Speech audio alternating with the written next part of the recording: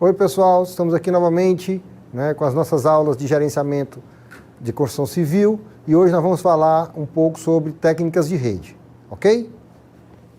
Bom pessoal, então vamos agora falar um pouco sobre técnicas de programação e controle de obras.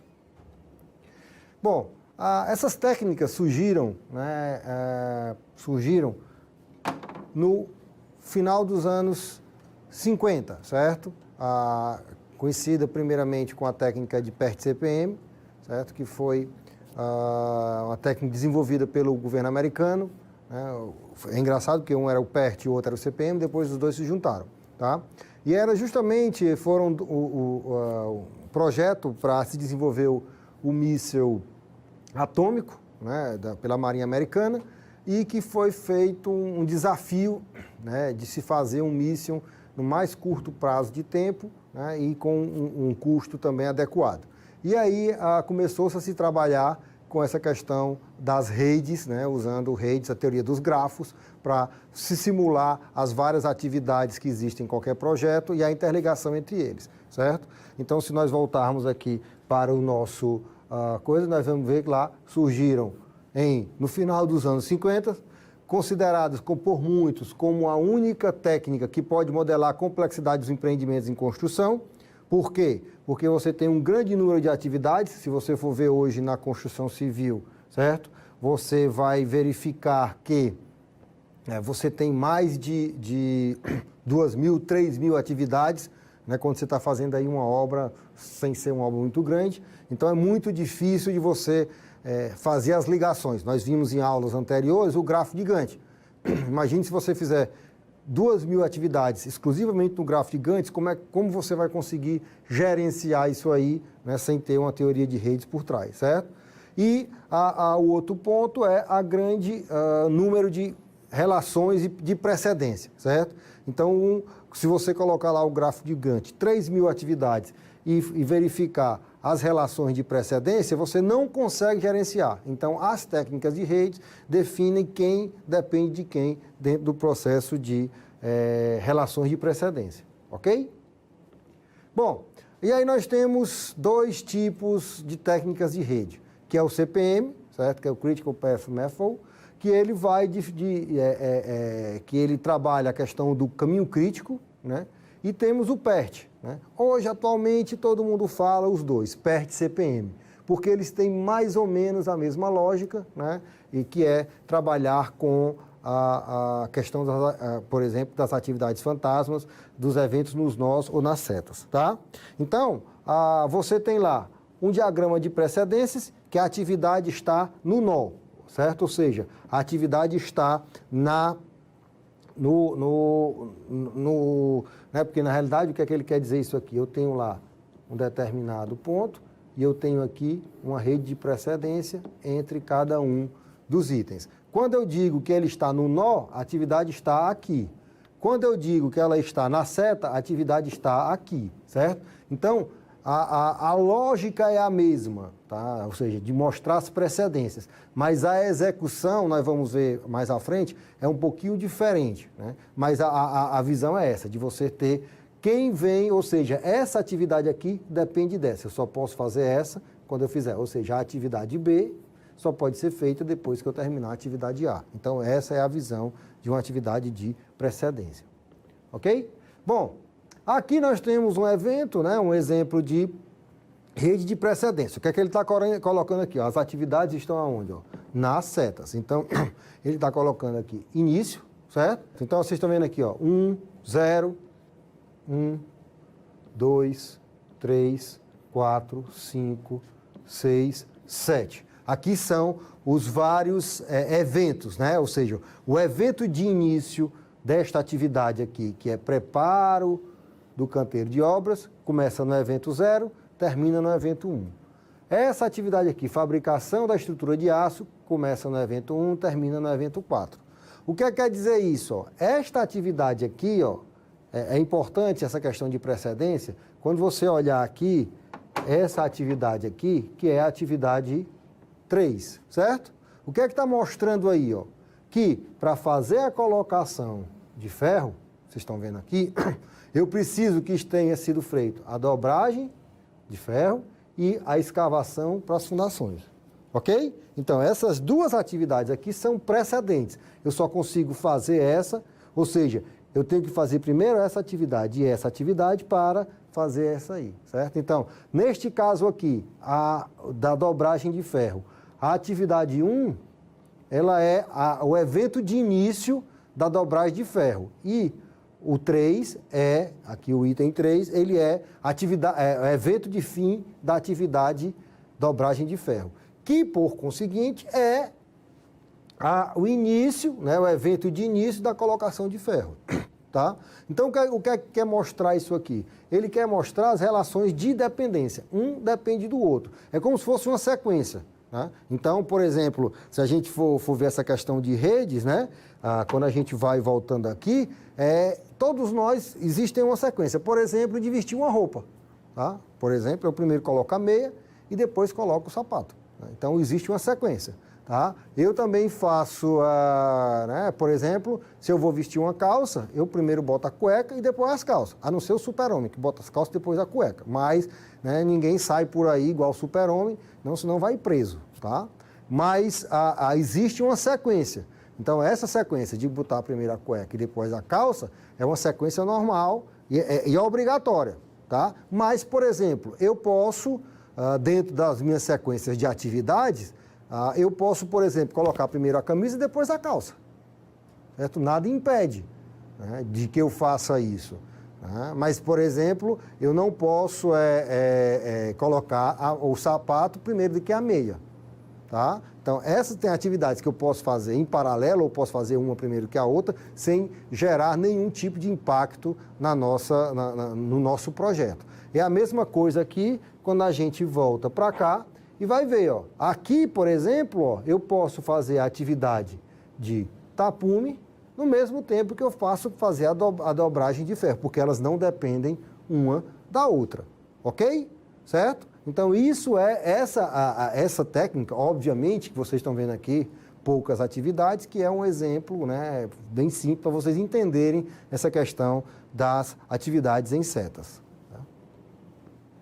Aqui vocês estão vendo agora uma outra noção, que é o quê? Aqui vocês estão vendo agora, a atividade ela não está mais no evento, ela está, né, dentro do próprio, né, que é o outro, nós tínhamos aqui o evento, né, I, né, vou melhorar aqui a qualidade, nós tínhamos aqui o evento I, a atividade A e o evento J, certo? Esse era o outro. Agora não, a seta deixou de ser a atividade e fica trabalhando unicamente como mostrando a precedência. Então, o que é que essa seta está dizendo aqui? Que a atividade C só pode ser feita depois que eu fizer a atividade A, porque eu estou aqui, ó, a atividade H e a atividade K. Tá? Então, eu preciso dessas três atividades feitas, né, dessas A, H e K feita para eu poder fazer a atividade C, ok? Certo? Então, isso é muito importante. E aí mudou a lógica, tá? Aqui dentro do processo, porque, né, vocês vão ver, né, que qual é o grande problema aqui. Aqui você, nesse método aqui, diagrama de precedência, você não tem problema. Por quê? Porque se eu tiver aqui um bloco A, né, e eu tiver duas atividades paralelas, então eu tenho essa aqui, então essa aqui é o A, aqui é o B, certo? E eu tenho aqui uma atividade C, certo? Que, vamos dizer, eu tenho A e, né, eu preciso dessas duas atividades feitas, então não tem problema nenhum, tá? No caso da atividade, quando eu trabalho em setas, né, que é essa aqui, qual é o grande ponto? Ó? Se eu tiver um aqui eu tenho o evento I, né, e o evento J, eu tenho a atividade A, certo? Se eu disser isso aqui, ó, que eu podia ter uma outra atividade B, que estaria aqui, o que é que o computador ia entender? Que os dois eventos têm o mesmo início e um fim, então elas são iguais. Ok? Então, qual foi o artifício que foi feito, né, pelos matemáticos, né, com a visão de teoria do grafo? Eu teria aqui a atividade I, a atividade J, né, desculpa, o evento. Então, eu tenho essa atividade aqui, A, tá? Aí eles fizeram agora um outro evento aqui, K, criaram a atividade B, aqui, e criaram o que a gente chama de atividade fantasma, certo? Ou seja, isso aqui, né, essa situação aqui, ela é exclusivamente para garantir, dizendo que o quê? Que A é diferente de B, ok? E aí eu faço, então assim, eu faço essa atividade fantasma para dizer o quê? Que essa atividade vem para cá, mas matematicamente, dentro da teoria do grafo, elas estão separadas, certo? Ou seja, eu só vou poder fazer esta atividade aqui, por exemplo, né, que eu vou ter uma nova atividade aqui, que eu vou ter aqui AC, certo? Que eu vou ter aqui outro evento, tá? Eu só vou poder fazer AC depois que fizer A e B, né? Se eu fizesse isso aqui com a C, aqui com outro evento aqui, certo? Se eu fizer aqui com outro evento, tá? E eu colocar aqui AC, aqui vai confundir o computador. Aqui não, ele sabe que C depende de A e B, ok? Agora você imagina a confusão que seria você projetar, né, fazer um desenho de um projeto com, nós vimos lá, que são milhares de atividades. Então eu tenho hoje numa obra 2.000 atividades. Imagina fazer isso aí usando a atividade fantasma. Tem alguns livros aí que dizem que é de 20% a 30% são atividades fantasmas para poder dar lógica ao sistema. Então, o uso do PERT CPM se tornou inviável, principalmente com o crescimento, o tamanho dos empreendimentos, por essa dificuldade de se trabalhar com as atividades em eventos, ok? Bom, e aí a gente vai agora para a próxima slide, mostrando quais são as vantagens, certo? As vantagens das técnicas de rede. Explicita a cadeia da montagem de um produto, certo? Então você vem lá e trabalha essa questão, ou seja, eu sei qual é a sequência, pensa-se na lógica dos acontecimentos e no método construtivo. Separa a lógica do cálculo, ou seja, uma das coisas importantíssimas que você vai trabalhar aqui é saber qual é a minha sequência lógica, né? Lembra que nós falamos aqui, fizemos uma pequena brincadeira de vestir uma roupa?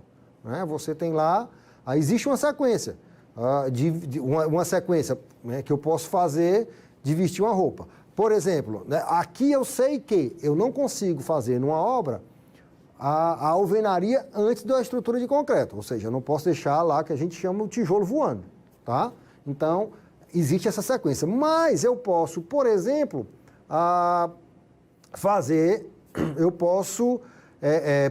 hoje já é feito muito em obra, eu mudei a minha sequência. Eu vou agora, faço a estrutura, faço a alvenaria externa, coloco o piso, né, a cerâmica, o porcelanato, qualquer outro tipo de piso, depois eu coloco a alvenaria. Então, essa é a minha lógica, a minha sequência, né, o meu método construtivo. E aí eu primeiro preciso montar, né, essa lógicazinha de quem vem, depois de quem, né, isso aqui, para poder calcular as durações, certo? Então eu preciso saber quem é a sequência, quem é o A, quem é o B, quem é o C, quem é o D, certo? E aí depois eu vou precisar saber qual é o cálculo aqui que a gente vai ver da questão da duração, certo? Então, eu consigo ver o impacto do atraso de uma atividade, ou seja, se essa atividade aqui, por exemplo, né, vamos dar um exemplo aqui, essa atividade aqui ela dura 2, essa atividade aqui ela dura 3, essa aqui 4 e essa aqui 2, certo? Então, qual é a duração aqui para essa atividade? É 2, 4, 2, certo? 2, 4, 2. Então, ela só vai poder ser feita, né? Então, assim, aqui se ela começar, ela só vai poder ser feita após 6 unidades de tempo para fazer isso. Aqui é 5, então qual é a que vale? É essa aqui, porque o caminho é mais longo, ok? Então, se eu atrasar, por exemplo, essa atividade aqui, a atividade C, se eu atrasar em 1 hora, eu vou atrasar a atividade D, certo? Se eu atrasar a B, só foi 1 hora, não vai ter impacto nenhum, ok? Certo? Então eu consigo ver a questão do impacto, né? E hoje existem diversos softwares aí que fazem esse tipo de trabalho, né? O mais conhecido aí é o MS Project no Brasil, mas existe Primavera, né? Existem outros softwares que podem fazer. É essa porque, obviamente, aqui nós estamos com 4 atividades, a gente consegue fazer isso aqui que a gente chama no braço. Mas se eu for fazer isso com mais tempo, eu não vou conseguir, ok? Certo? Então essa é a vantagem, tá? Limitações. Incompatível com a essência dos empreendimentos da construção. Foram criados para obras de importância nacional, nas quais o controle de custos e uso eficiente dos recursos tinham prioridade secundária em relação ao cumprimento de prazo, certo? Então, ou seja, você hoje tem uma dificuldade quando eu aumento muito o tamanho, né? Por exemplo, a quantidade de atividades, eu vou ter dificuldade de controlar, que é uma essência do meu projeto. Tá? Então, eu preciso ter um controle central muito grande. Então, o que é que vai acontecer? Quanto maior o número de atividades, mais máquina eu vou precisar, mais controle eu vou precisar, certo? E a continuidade dos trabalhos das equipes não é garantida, certo? Ou seja, nem sempre você vai estar trabalhando com a mesma equipe ao longo do tempo. Então, você vai ter, por exemplo, produtividade diferente, sequência de trabalhos diferente, forma de trabalhar, o que vai gerar algumas dificuldades no processo, tá? Bom, CPM é mais adequada para atividade sequencial, típicas de montagem. Sequenciamento de atividades na construção é variável, né? Então, ou seja, eu não tenho na construção uma visão muito de montagem, eu tenho uma visão muito mais de sequenciamento que varia com o tempo, certo? O CPM pressupõe a rígida separação do trabalho entre as equipes. O que quer dizer isso? Cada equipe tem seu papel, né? Então, a equipe A faz isso, a equipe B faz aquilo. Na construção, muitas vezes, você não tem essas equipes muito bem definidas, né? A gente tem equipes que trabalham de forma multidisciplinar, que a gente chama, tá? Criar ou atualizar uma rede consome muito tempo e exige pessoas qualificadas, que é aquela questão né? Eu preciso aprender a mexer no software, preciso entender o que é que o software faz, certo? Mas, por outro lado, eu preciso entender também o que é que faz a rede, né? Porque muitas vezes, o que é que eu vou fazer? Eu fico preocupado na sequência de execução, né, do trabalho, mas eu não entendo a essência do projeto. É muito comum você ver em empresas o cara ter o software, comprar lá o software, e muitas vezes não usa o software. Ou ele é mal utilizado, por quê? Porque as pessoas estão muito mais preocupadas em mexer no computador do que entender o que é que tem por trás, tá? Bom, nós temos aqui, né, outra limitação. Os planos são elaborados a partir do detalhamento da obra em atividade, no início do empreendimento. O que quer dizer isso? Eu penso na obra como ela vai ser executada. Por exemplo, eu fiz lá e defini que a minha alvenaria ela vai ser de bloco cerâmico, certo? Mas, ao longo da execução da obra, eu fui ver que o bloco de gesso estava mais barato, certo? Aí eu agora disse, não, eu não vou mais fazer a minha alvenaria com bloco cerâmico, eu vou fazer com gesso, certo? Então, as minhas atividades que eu tinha previsto lá no início da minha execução já não serão as mesmas, porque, por exemplo, na hora que eu uso o bloco de gesso, eu retiro algumas atividades, tipo, aqui chapisco, certo? Tiro lá reboco, que não vão ser necessários de serem feitas aqui nessa atividade, ok? Então, assim, essas mudanças aí eu vou ter que reprogramar a minha execução, certo? Aqui há dificuldades para entender uma rede complexa, muitas atividades, certo? Ou seja, quando eu tenho uma rede muito grande, não há escala de tempo, então às vezes eu não consigo, por exemplo, olhar no olho, né, exclusivamente no olho, quando está aqui a rede, ó, por exemplo, como eu tenho essa redezinha aqui, né, certo? Essa rede aqui que eu estou fazendo para vocês, aqui, certo? Essa atividade aqui, ela tem 2, essa aqui tem 10, essa aqui tem 4, certo? O que quer dizer, ó? Eu não consigo, né? Se eu fosse fazer na escala de tempo, um era 2, o outro era 10.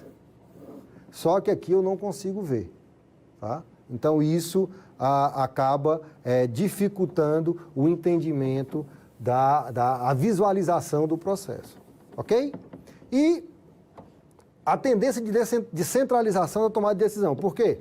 Como eu vou precisar de especialistas, como a gente viu, eles vão ser responsáveis pela tomada de decisão, tá?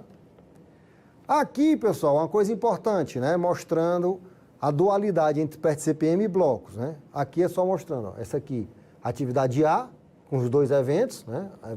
Evento. Aqui, como é que fica, ó. Aqui ele mostrando, ó, eu tenho 3 eventos, esse, e aqui eu tenho as 2 atividades. Então, cada uma dessas situações aqui, elas estão sendo representadas aqui, ok? Certo? Aqui, ó, que eu mostrei a vocês, tem uma atividade fantasma para dizer que o quê, ó? A, aqui é o A, B, aqui o B, aqui A e B. Ou seja, A e B são paralelos, certo? Para que se execute C. Se eu fizesse assim, seria como? Esse, certo? Esse. Só que o que é que vai acontecer? O computador não vai conseguir entender o que é que está feito aqui, ok? Por isso que eu fiz a atividade fantasma, tá? Bom, aqui é outra coisa importante, que a gente chama de ligações entre as atividades. Eu tenho a ligação fim-início, que é a mais tradicional, que é essa aqui, ou seja...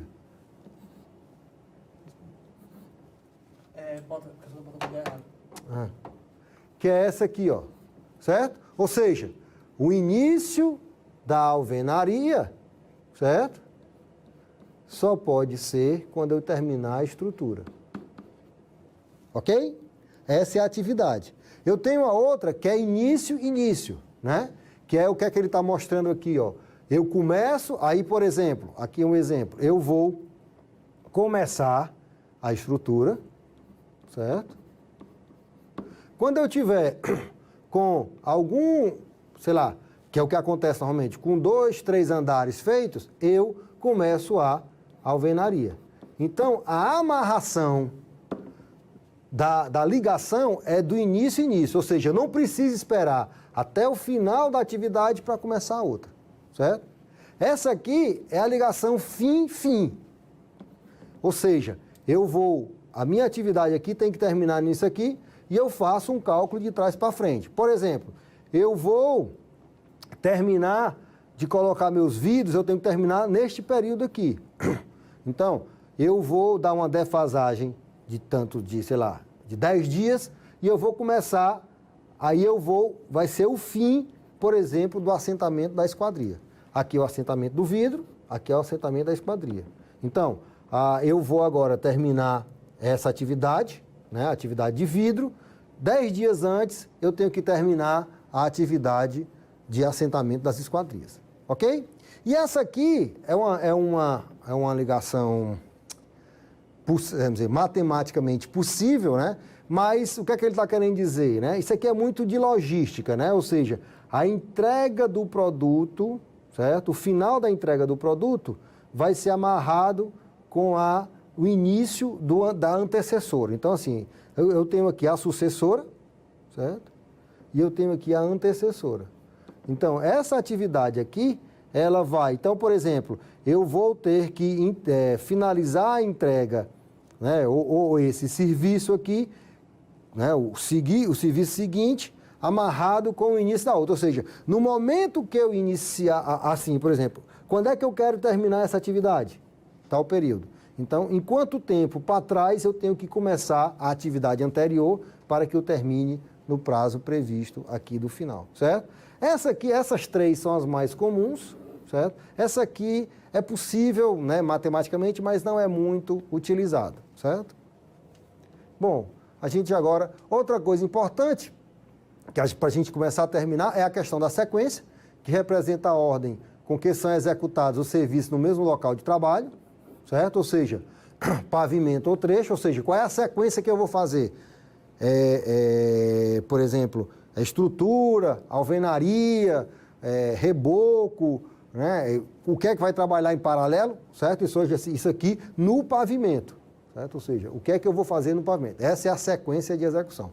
E a trajetória representa a ordem com que são executados os serviços da mesma natureza, nos diferentes locais de trabalho, pavimentos ou trechos.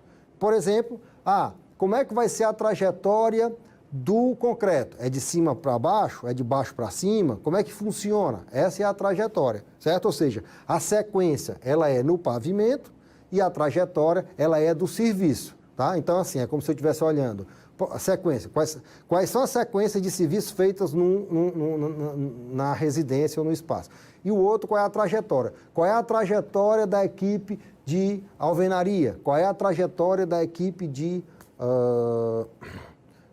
concreto, né, de estruturas, de revestimento, ou seja, como é que funciona cada um. E aí aqui a gente tem um exemplo. Ó. Aqui, ó, esta aqui, o que é que ele está mostrando? Ó? Esta aqui é a sequência, né, o que está aqui tracejado, certo? Ela é a sequência, né, ó, eu faço estrutura, faço alvenaria, ó, do pavimento 2, né, pavimento 2, pavimento 2. Esta aqui é a sequência, tá? Então vocês estão vendo aqui, ó, as ligações de sequência. E aqui, essa aqui é a trajetória, ou seja, como é que sobe a estrutura, ó, vai só. A estrutura está subindo assim, essa aqui é a trajetória. E o que é que essa seta aqui está mostrando, ó?